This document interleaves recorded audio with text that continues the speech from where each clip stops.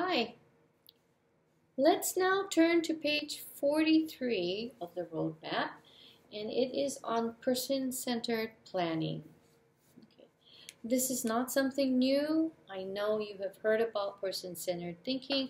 There are wonderful resources and experts which are also listed in the roadmap, but I want to just introduce you or remind all of us the importance of future person-centered planning in our future plans.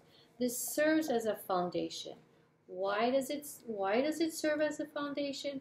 Well, we always have to revisit what is important to the person and what are things that are important for the person.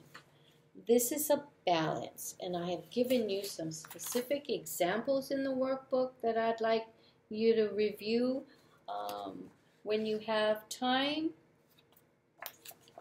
But let's turn to the actual sheet on page 45. You may need more room to write down your ideas, but I think it's important to revisit this often in your planning process. What are things that are important to the person? These include hopes, dreams, their preferences, what excites them, what they want to incorporate or have in their plan. For example, one of the things we need to consider is, on a day-to-day basis, what are some of the things that are important? Well, a relationship, meeting new people. And then you can consider, how are you going to accomplish this? How are you going to provide opportunities where an individual can continue to make new friends? They're very social. If they're not so outgoing, well, there's still things that you need to consider in terms of what's important to them. We all need that contact. We all need to feel included. So how are we going to incorporate that in the future plan?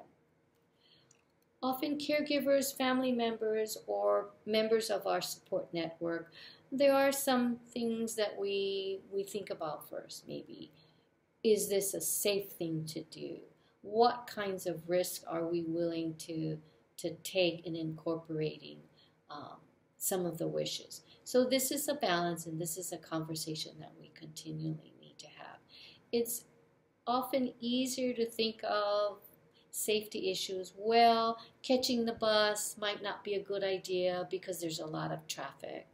But it's important that for the individual to live on a street or a neighborhood that they do have access to a variety of transportation, modalities.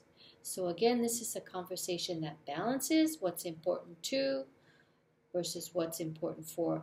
And you can reach a compromise, but it can only be accomplished through a conversation, a very open conversation. And this is something that I know you can do. So let's keep planning.